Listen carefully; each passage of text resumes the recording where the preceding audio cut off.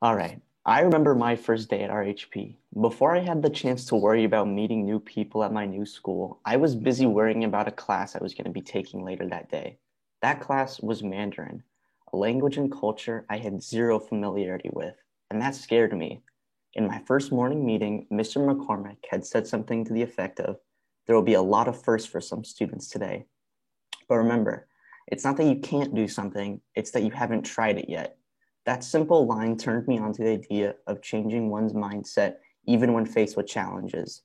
This was an unknown concept to me up until then, but is a concept I would find myself very comfortable with later on.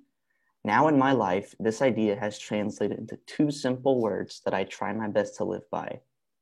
Two words that time and time again have shown their effectiveness in bringing up my morale. Those words are choose optimism. The sooner I realized that life was only going to be as difficult as I would let it be, the sooner I understood life more. Staying hung up on small misfortunes like a test grade not being what I expected or a teacher assigning homework over break never got me anywhere.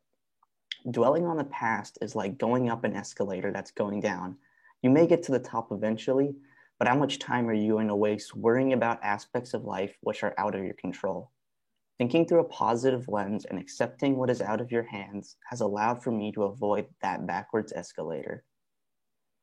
Now, in no way am I suggesting that I've spent the last 4 years ignoring the negatives and the hardships of high school. Thinking of the positives in overwhelming situations can usually seem impossible, but we decide our approach to life. Next time the world seems like it's collapsing inward on you, think about how you are approaching adversity.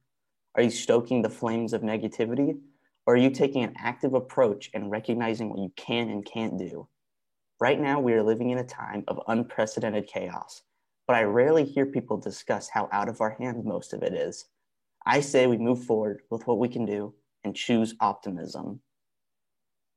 Alrighty, shout outs.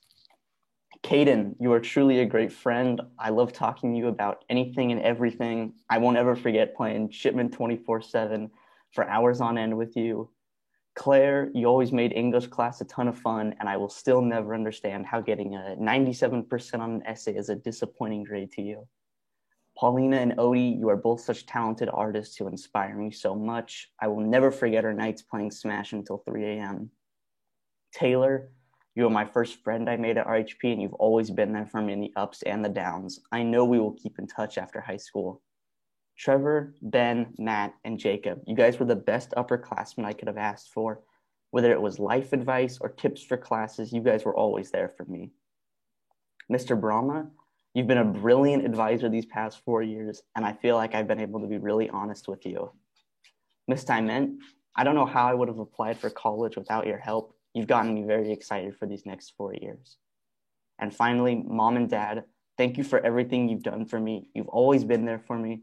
And thanks to you both, I feel like I'm truly ready for this next chapter in my life.